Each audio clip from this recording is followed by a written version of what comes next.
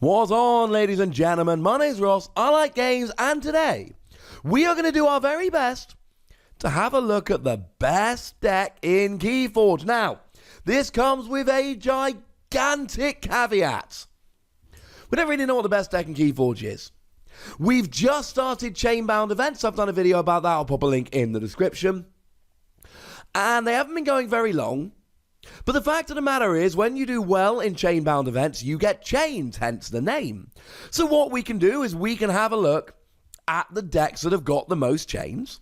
And there is one deck that is sitting at the top of the pile with 14 chains, which means at this extremely early stage in the game, we can call this the best Keyforge deck around. Now, yeah, there's plenty of decks that haven't been to Keyforge events or that have been and maybe the results haven't been uploaded, etc. This video is not actually supposed to tell you the best deck from here until eternity. This video is here to show you what decks are winning. And I'm going to keep doing videos like this over the next weeks and months, showing you, highlighting, showcasing, profiling decks that are doing well in Keyforge events, and hopefully we're going to be able to start seeing what makes a good Keyforge deck. So, it is a foreign deck, Rose Giler Madre della Palafita. I think it's Italian, forgive my pronunciation. And it is Logos, Shadows, and Untamed. And frankly, there are a few reasons why this deck is doing so gosh darned well. 14 wins, 1 loss in chain-bound tournaments. Like I say, it's the only 14 chain deck. The next highest is 11. I don't think this tells us a huge amount at this early stage, but we know that this is a good deck, so we know we can look at this as an example. So if we start off with the logos, one of the things that should jump out to you straight away, it's a time traveler deck, which in a way is kind of upsetting to me. The best deck at this early stage is a time traveler deck, and everyone's loving time traveler decks.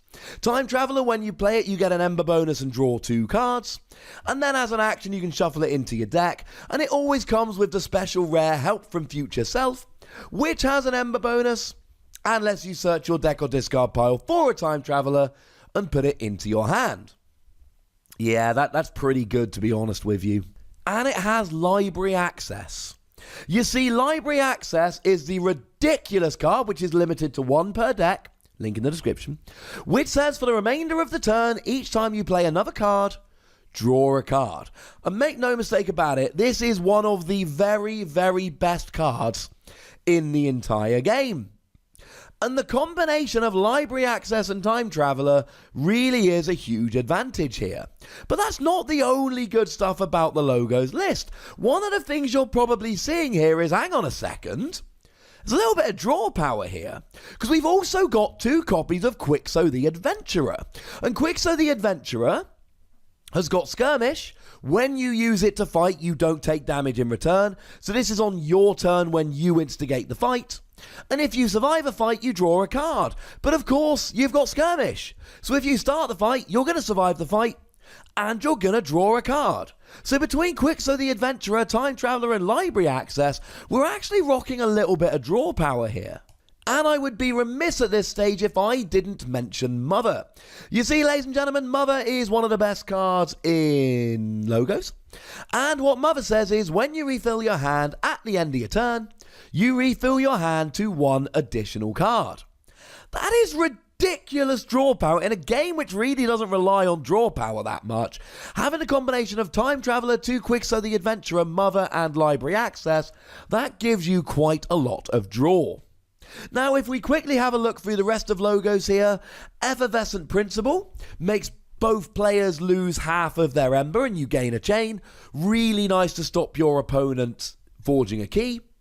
Lab Work gives you an ember bonus and lets you archive a card. There are 2 Twin Bolt Emission. You get an ember bonus, and you deal 2 damage to a creature and 2 damage to a different creature. Nice cheeky damage. Wild Wormhole is a spectacular card. Gives you an ember bonus and lets you play the top card of your deck, and you play it regardless of what house it is. And then Bat Drone's got Skirmish, so you can fight without taking any damage in return. And when you fight, you get to steal an ember. That is a nice suite of logos. Really, the Time Traveler Library Access Mother combination is what does it for me. But regardless, there's a lot to like there. And as we move into Shadows, you've got Bait and Switch. Bait and Switch is another one of the very, very best cards in the entire game. Frankly, having Bait and Switch and Library Access in any deck is going to make me happy. Bait and Switch steals half of your opponent's Ember, except either you end up with the same amount as them, or you end up with one more than they do. Bait and Switch is phenomenal. It's great at stopping your opponent forging a key, bearing in mind you've also got Effervescent Principle, so you've got two different options there for stopping your opponent forging a key. That's pretty crucial.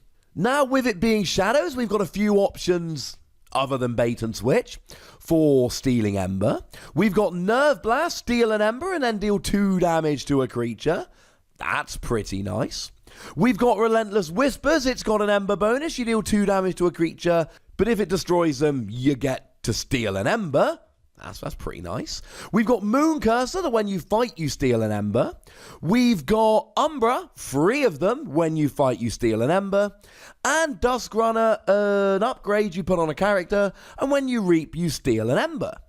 But there's also quite a lot of cheeky damage with Shadows here. We've got Nerve Blast that deals 2 damage to a creature, like mentioned. Poison Wave with an Ember bonus that deals 2 damage to each creature, but that is yours and your opponent's. We've already mentioned Relentless Whispers that do 2 damage to a creature. There's some really nice options here. And then, of course, let's not forget we've got 2 cards here that let you use your opponent's artifacts. Nexus lets you, when you reap, use an artifact as if it were your own. And then Snack Lifter, when you play it, you take control of an enemy artifact. And it is either House Shadows, or if it was already Shadows, Untamed, or Logos, you get to use it as one of theirs. So that's really nice, being able to take advantage. What is rather strange about this deck is that there's only actually 1 artifact. That is incredibly low. The average is kind of 3 or 4. But you've got 2 cards that let you use your opponent's artifacts, so it doesn't really matter that you don't have that many. And then I should mention, to complete the set here, we've got Shadow South, a very nice character who can just protect your friends. Keep creatures on the field you want to keep on the field. If they're neighboured to Shadow Self and they would take damage, Shadow Self takes it instead. And then we've got a copy of Urchin. It steals an Ember. Probably could have mentioned it earlier when I was talking about cards as Steal Ember. So we're seeing some real strong themes emerge here. And then as we get into Untamed, they're a free Snufflegator. Snufflegator is my favourite creature in the game. Not particularly because it's good, just because it's so cute. I love him. 4-power creature with Skirmish. It's fine. It's alright. But actually, Bat Drone's got Skirmish. And Quixo the Adventurer's got Skirmish. And Umbra's got Skirmish. There's a lot of Skirmish going on here. Moon Cursor has got Skirmish. And actually, this is starting to look very, very nice. You've got a lot of creatures here that you can attack with and not take anything back. Now, we also see a combination of Bear Flute and Ancient Bear here. Bear Flute lets you either heal or search for an Ancient Bear. Ancient Bear's got Assault 2. You do 2 damage before you fight. That's pretty nice. And again, this is a good deck. You would look at this as a good deck because you'd see it's a Time Traveler deck with Library Access, Bait and Switch, and Bear Flute. Now, I don't know how many of you do this, but there are certain cards to look out for when you're looking at a deck, and they are all on the list. They should all be on the list of cards you're looking for. When you're looking at the back of a deck, you should be looking for them as, oh, that's really, really nice. I love Bear Flute. Bear Flute and Free Snufflegator really sells it for me. But we do have Mimicry here. When you play it, you can copy an action card in your opponent's pile. That's quite nice. We've got Regrowth, gives you an Ember bonus and lets you return a creature from your discard pile to your hand. That's really quite nice. Dust Pixie just lets you get 2 Ember. Bearing in mind Regrowth will get it back. We've got Murmook. that means your opponent's keys cost 1 more ember, and remember you've got both bait and switch and effervescent principle here, which should stop your opponent forging keys. So Mermoot could stop your opponent forging for 1 turn, which will then be long enough to use something like bait and switch or effervescent principle.